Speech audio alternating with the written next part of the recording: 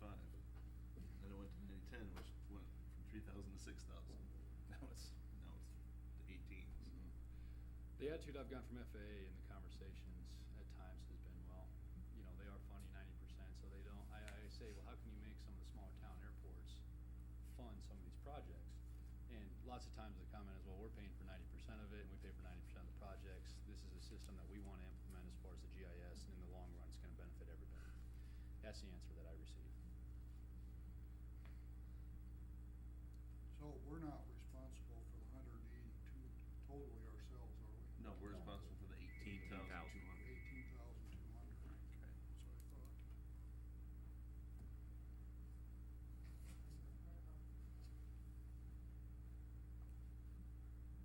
And the way that'll work on that contract, Bob, is we'll invoice you the complete amount as far as we go, and then we'll send you the standard Form 271, request for reimbursements, and then the FAA will write you a check for 90% of the invoices that you've sent to us and other subconsultants.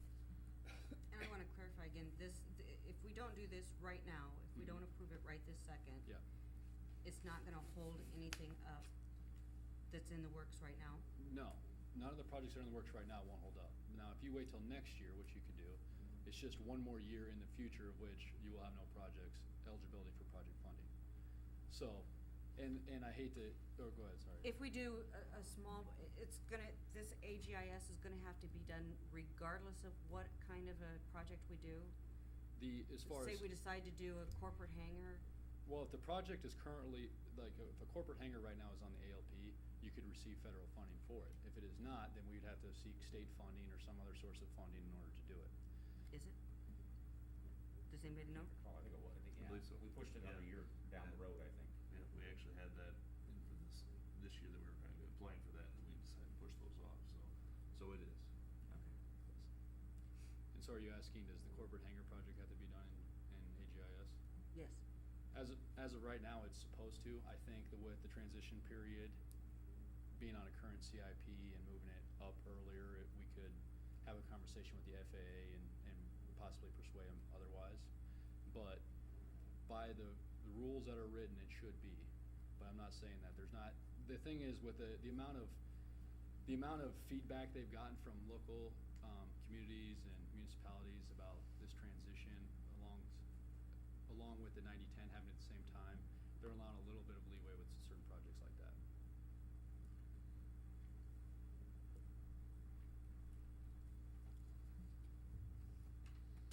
Well, my thought is we want to play with the big boys. We have to spend the money to do it. I mean, we keep talking about the airport doing things at Waterloo and Cedar Rapids, and if this is what we have to Higher do. operating grade and all that. Mhm. Good. Changed too, I guess.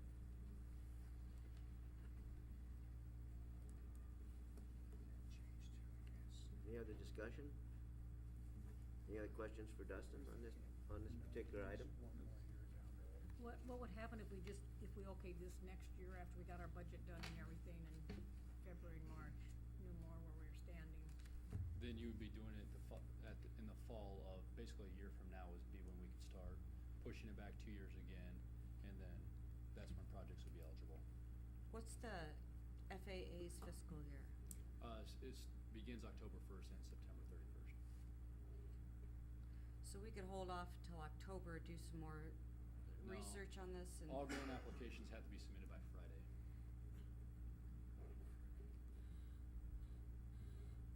This Friday. How come we're for- just now finding out about it? Because with the original ALP and the contracts that came in, by May, originally my thought was, let's hold off, I thought maybe the city's point of view would be to hold off and wait till next year. With this process too, we're learning as far as the AGIS with the hangar projects and upcoming projects. Through further conversations with Scott Tenner, he said you can do it this year or next year, and that's basically what I'm trying to portray to you now is, whether you do it this year or next year is up to you. It doesn't matter to us at all.